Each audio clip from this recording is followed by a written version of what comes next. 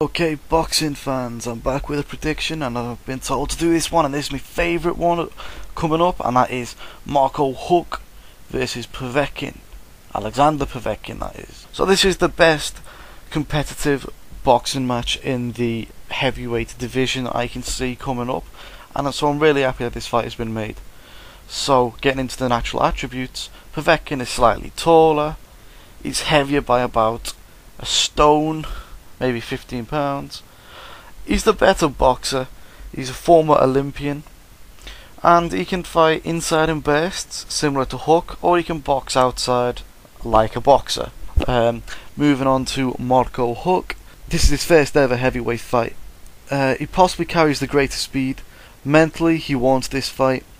Huck never relies on points, so I want to see how he goes into this fight. He's a total gladiator and expects to get his opponent out of there within the 12 rounds. So I've got to question that part of his mentality. Will that have to change? You see, going into this fight, power is equal. Easy, power is equal. Marco Huck has the better one-punch power, but Povetkin has the weight advantage, so you'd be a fool to stand in front of him and take punches. Neither of these guys have good stamina. Povetkin's last fight was a safety fight. Boswell, no matter how much you want to love him, he was never expected to win, and was just there for Sauerland and Povetkin to get a defense, some extra money, and worldwide exposure. It didn't expose his failure to go to the full 12 rounds without blowing like a bitch, like seen in the Chagayev fight where he won the world title. And moving on to Huck and his stamina issues, obviously he has one loss on his record from stamina related issues. I think it's very safe to say Huck was not defeated by Cunningham's brilliant punches, but by the fact that Huck was so tired he couldn't lift his arms up or steady his very tired legs after being fumbled to the ground. Then they stopped the fight, and do whatever. Moving on to them both and what they both like to do, they both have real similar characteristics in terms that they both like to fight at medium to long range and take the fight inside. That's what you should be looking for in this fight. Someone asked me if this is going to be a fair fight, and well, Sauerland, he is the Bob Arum of Europe. But I do expect this fight to be a safe fight, because both Huck and Povetkin are under the same promotional company, and this is a sink or swim fight for both boxers.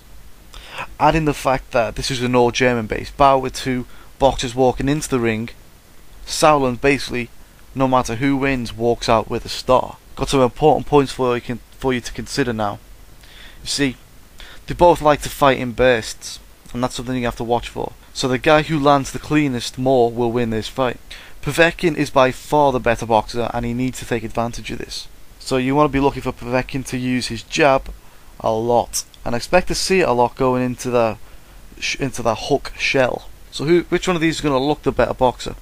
You see, the problem with Povetkin is he's going to look very repetitive all night long. He's going to be landing the same jab into Huck's shell for 2.5 minutes of the fight, and it's going to look boring as hell. You see, now at the end of that 2.5 minutes, you're going to get Marco Huck unleashing all hell like he does in his other fights for a 30-second burst. Now, if you're thinking, what do I mean by that? What I mean is, how can I explain this using another fight? We'll go with Arthur Abraham versus Jermaine Taylor.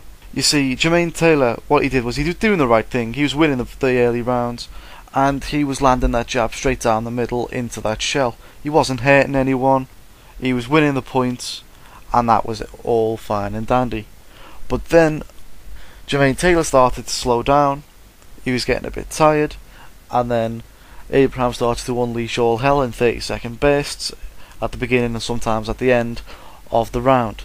So it's very hard to win rounds against someone who's having a huge variety of punches landed. For example, body shots, hooks, straight right hands, straight left hands, stuff like that, and a few jabs. If he keeps the first 2 minutes, close, the guy who's just going to go then and land a few other shots, variation of shots, is going to win the round, even if he was, out-punched by the other guy. Let's say Povetkin lands 30 jabs, Huck lands 10 jabs, but then he lands 4 body shots, 2 hooks, and an uppercut. He's going to win the round for the variation of shots. It's just how it is. Now, another thing is, you have to look at how these guys are perceived by everyone else. When you're describing a boxer and you're wanting to become a boxing star, you need one thing to pop up, and that's sensation. The only person in this fight who fights like he has any sensation about him is Marco Huck.